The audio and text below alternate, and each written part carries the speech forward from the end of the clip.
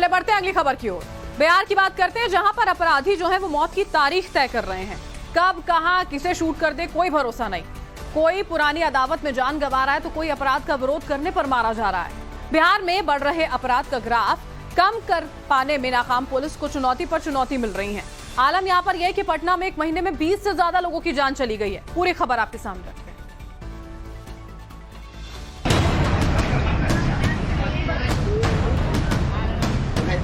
क्या एक बार फिर बिहार जंगल राज के पुराने दौर में लौट रहा है? एक दिन प्रदेश के किसी न किसी हिस्से में मर्डर, लूटपाट और अपहरण की वारदात सामने आ ही जाती है। सिर्फ इस महीने की बात करें तो एक महीने में 20 से अधिक हत्याएं हो चुकी हैं।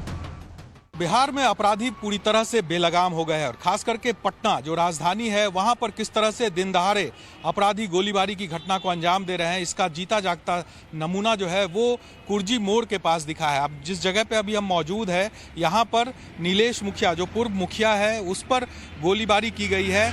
यहाँ पर कई राउंड गोली फायर किया गया जब वो गाड़ी यहाँ इधर से इस रास्ते से स्विफ्ट डिजायर से वो आ रहे थे और यहाँ पर गाड़ी जब यू टर्न हो रहा था इसी जगह पे तो यहाँ पर पीछे से पहले से आ रहे 2 बाइक पर सवार अपराधियों ने ताबड़तोड़ गोलियां चलाई है। अब देखिए यहाँ पर शीशे के टुकड़े अभी भी आपको सड़कों पर दिख रहे होंगे। पटना के कदम कुआं में दिन दहाड़े बीच सड़क पर एक व्यक्ति को गोलियों से छलनी कर दिया गया तो पटना सिटी इलाके में दाह संस्कार में पहुंचे एक शख्स को अपराधियों ने मौत के घाट उतार दिया।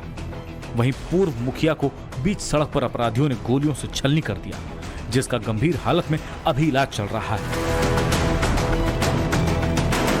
उधर पटना में सत्ताधारी दल के नेता कह रहे हैं कि अपराध और अपराधियों पर काबू पाने के लिए पुलिस प्रशासन अपना काम कर रही है। कोई अपराधी बचेगा नहीं, सबको जेल भेजा जाएगा। जहां जहां गोलियां चली हैं अपराधी पकड़ में है। एक बार पूरा दिखवा लीजिए लेटेस्ट अपडेट। कोई अपराधी अभी पकड़ से बाहर नहीं है। यहाँ अगर कोई अपराध होते हैं तो अपराधी कानून के पकड़ में होते हैं और उनका रास्ता सीधे चल जाता है लालघर में। लगातार बढ़ रही इन घटनाओं पर बिहार पुलिस की तरफ से सफाई दी जाती है।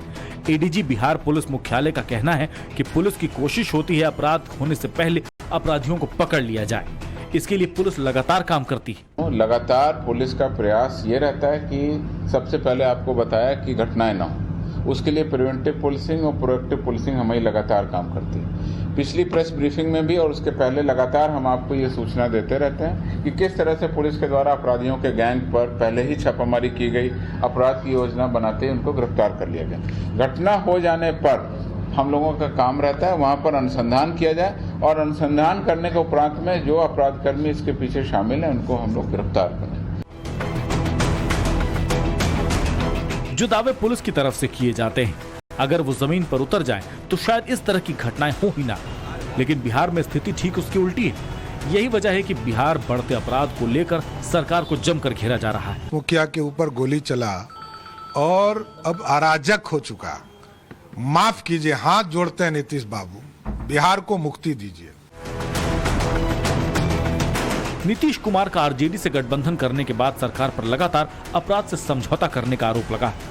बीजेपी तो इसे जंगल राज रिटर्न का नाम देती है, लेकिन दूसरी तरफ जिस तरीके से बिहार में अपराध बढ़ा है उससे लोगों को भी 90 के दशक की याद आने लगी। पटना की ही अगर बात करें तो एक महीने में लगभग 20 से अधिक हत्याएं पटना में हुई है और इस पर पुलिस जो है वो हाथ उसके कई मामलों में खाली है। अब तक अपराधी पकड़े नहीं गए। ऐसे में सवाल लॉ एंड ऑर्डर पर उठता है कि आखिर किस तरह से बिहार में लगातार जो कानून व्यवस्था है वो खराब हो रही है और क्या एक बार फिर से बिहार उसी 90 के दशक वाले बिहार के तौर पर जाना जाने लगा है, क्योंकि जिस तरह से खुलेआम दिन दहाड़े अपराधी बेलगाम होकर सड़क पर गोलीबारी कर रहे हैं, लोगों को निशाना बना रहे हैं, इससे पूरा का पूरा लॉ एंड ऑर्डर जो है वो सवालों के घेरे में आ गया है।